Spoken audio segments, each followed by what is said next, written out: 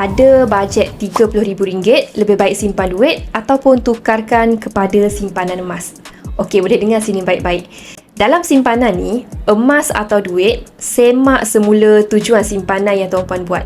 Sama ada untuk tempoh yang panjang ataupun tempoh yang pendek. Jika matlamat simpanan tuan-puan untuk kegunaan dalam masa 1 tahun je, teruskan saja simpan dalam bentuk tunai. Jika simpanan untuk jangka masa panjang, sekurang-kurangnya 2 tahun dan ke atas, simpanan emas lebih sesuai. Duit RM30,000 hari ini boleh dapat sekitar 50 gram emas.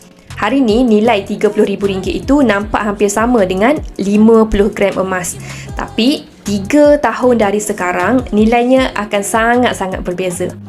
Berdasarkan prestasi kenaikan harga emas, nilainya meningkat sekitar 10% setahun dan dalam tempoh 3 tahun, nilai 50 gram ini boleh cecah sehingga RM39,000. Jika RM30,000 itu kekal sebagai tunai, tiap tahun nilainya perlahan-lahan susut akibat inflasi. Dengan kadar inflasi sekitar 2.15% setahun, dalam tempoh 3 tahun, kuasa beli RM30,000 itu akan turun sekitar RM28,000 sahaja. Keputusan tuan-puan untuk tukarkan kepada emas ataupun teruskan simpanan cash, semak semula tempoh simpanan yang tuan-puan buat. Untuk jangka panjang, RM30,000 tadi lebih sesuai untuk ditukarkan kepada 50 gram emas seperti ini. Nilai emas bergerak berbeza daripada simpanan tunai. Emas ni bukan sekadar simpanan, tetapi emas ni adalah pelindung nilai kekayaan. Jadi kalau tuan-puan nak mula alihkan sebahagian simpanan kepada emas fizikal bersama Public Gold, boleh terus refer pin video saya atau hubungi saya untuk saya kongsikan strategi simpanan emas yang sesuai dengan